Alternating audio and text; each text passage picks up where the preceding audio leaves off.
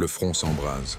Les troupes russes progressent sur plusieurs fronts, l'OTAN prépare des coups stratégiques, et l'UE frappe l'économie russe avec un 18e paquet de sanctions. Bienvenue dans une nouvelle édition de l'actualité chaude, de la guerre en Ukraine. 2 jours qui pourraient redéfinir le cours du conflit. De Zaporijia à Kharkiv, les forces russes libèrent des villages stratégiques, encerclant les positions ukrainiennes et coupent les voies de ravitaillement. Mais l'Occident ne reste pas passif. Sanctions records, livraison de Patriot et un plan choc de l'OTAN pour neutraliser Kaliningrad. Pendant que Moscou et Kiev échangent des dépouilles et négocient dans l'ombre, l'Allemagne et le Royaume-Uni signent un pacte militaire contre la Russie. Et Donald Trump fixe un ultimatum, 50 jours pour un accord ou une escalade. Vous êtes sur le point de découvrir les dernières avancées tactiques, les enjeux géopolitiques et les conséquences mondiales de ce conflit. Abonnez-vous, activez la cloche et restez jusqu'à la fin pour comprendre pourquoi ces 48 heures pourraient marquer un tournant.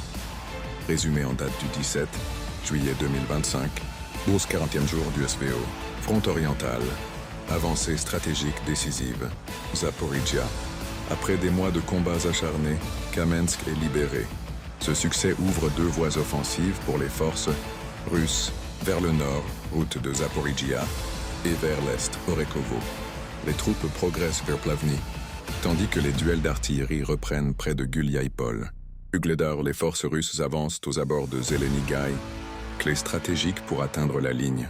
Iskra Novoselovka est la frontière administrative de la RPD, République populaire de Donetsk, notamment à Ivanovka et Temirovka. Pokrovsko, l'offensive russe s'intensifie. Novoekonomichesku encerclé, les forces russes approchent à moins de 3 km de Pokrovsk. Contrôle des voies logistiques via drone FPV et perte significative de véhicules pour les faux. Konstantinovka, Popovyar libéré, Rusinyar assiégé et Cherbinovka menacé. Le saillant vers Alexandro-Kalinovo s'élargit. Seversk et Krasnoliman. Progression confirmée autour de Novoselovka, Zelenaya Dolina et Redkodob. Kharkiv. Prise de position stratégique autour de Volchansk, Tikhi et Dektyarny. Le front s'étend vers l'est. Kherson. Échange d'artillerie constant. Le Krasnopol détruit un poste ukrainien à Antonovka, tandis que 2 civils sont blessés à Alechki. Front de Kupiansk. Expansion de la tête de pont. Au-delà de l'Oskol près de Krasny-Pervy. Soumis. Les infiltrations ukrainiennes sont repoussées. Varachino presque entièrement libéré. Miropol sous pression. Opérations aériennes en logistique. Défense aérienne russe. Abattement record. 2 missiles. Neptune et 308 drones en 24 heures. Cible stratégique. Atelier de drones, FPV, dépôt, aérodrome. Et commissariat militaire frappé. Kanev et Krivoy Rog. Diplomatie en négociation. Signes d'ouverture et pressions internationales. Échange de dépouilles. La Russie remet 1000 corps de soldats ukrainiens en échange de 19 corps russes. Plus de 3000 dépouilles prévues dans les prochains échanges. Retrouvailles familiales, 11. Enfants remis à l'Ukraine via les Qatar.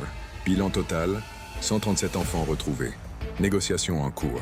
Selon Dmitri Peskov, les discussions avec Kiev progressent avec des mémorandums prévus au 3e tour. Trump et les sanctions. Le Kremlin analyse. Les déclarations du président élu sur les droits de douane sur le pétrole russe. Aux États-Unis, Graham et Thune poussent pour des sanctions plus sévères. Soutien militaire occidental, en préparation. Patriot allemand. L'Allemagne nie l'envoi imminent des systèmes. Une réunion Ramstein prévue lundi pour coordonner les livraisons. Financement des armes. Les États-Unis étudient toujours la demande ukrainienne, incluant Patriot ATAK-MS NASAMS. Pont gelé. Le revenu des actifs russes en Europe, 200 milliards d'euros, pourrait être utilisé pour acheter des armes via les États-Unis. Coopération militaire renforcée. Allemagne, Royaume-Uni. Signature d'un traité de défense de 27 pages visant à renforcer l'OTAN, développer des armes communes et coordonner la dissuasion nucléaire. Un front dynamique et des enjeux diplomatiques croissants. La Russie continue de progresser sur plusieurs fronts, consolidant des positions stratégiques et élargissant ses saillants. Pendant ce temps, l'Ukraine résiste, mais peine à contenir la pression sur ses lignes arrières. Sur le plan diplomatique, les discussions se poursuivent, tandis que l'Occident tarde à unifier son soutien militaire. La course contre la montre est lancée. Offensive russe contre échéance politique imposée par Trump. Résumé en date du 18 juillet 2025. Feu 141e jour du SVO, front oriental, pression stratégique et avancée tactique. Zaporijia.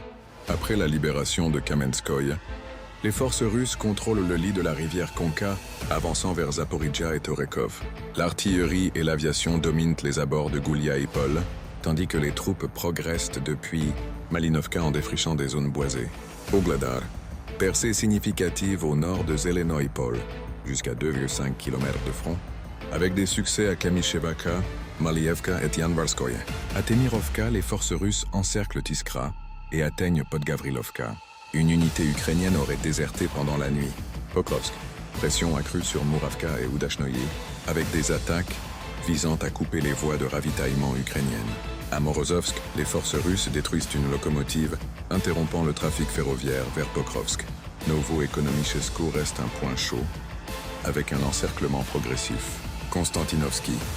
Après la prise de Popovyar, les troupes avancent à Yablonovka et Belaya Gora, jusqu'à 500 mètres. Kharkiv. Bataille pour le contrôle de Vovchansk, gare ferroviaire et routière. Une zone tampon est établie le long de la Volchia, avec des opérations dans les forêts entre Seversky Donets et Vovchia. Kupiansk. Les forces russes tentent d'encercler la ville par le nord, progressant vers Koutkovka et ouvrant une voie terrestre vers Kamenka sans traverser l'Oskol. Opération nocturne en défense aérienne. Cible stratégique. Frappe russe sur Izium, dépôt de carburant, et Kramatorsk, hangar, générateur, équipement militaire. Défense aérienne. 14 drones ukrainiens abattus en 24 heures, dont 9 au-dessus de Kaluga. Un civil tué à Gorlovka après des bombardements ukrainiens. Diplomacy and sanctions. Escalade internationale. Plan de l'OTAN contre Kaliningrad. Le général américain Christopher Donahue confirme un plan pour neutraliser les défenses russes. Dans l'exclave de Kaliningrad, zone A2AD, Moscou réagit fermement, qualifiant l'OTAN de bloc hostile et affirmant renforcer sa sécurité en conséquence.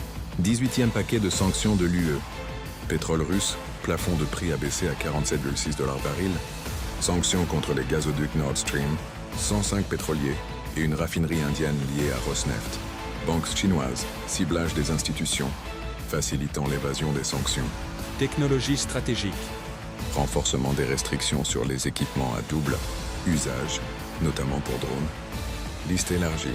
Plus de 50 nouvelles personnes et organisations sanctionnées, dont 22 banques russes déconnectées de SWIFT.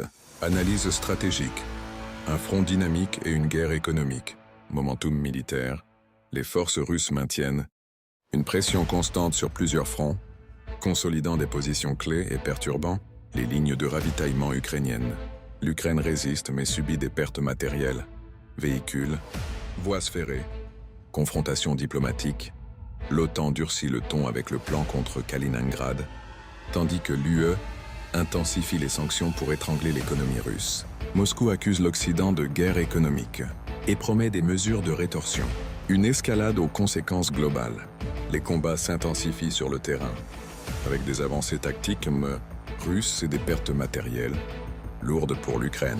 En parallèle, la guerre se déplace sur le front diplomatique et économique, avec des sanctions records et des plans militaires de l'OTAN qui pourraient redéfinir la géopolitique européenne.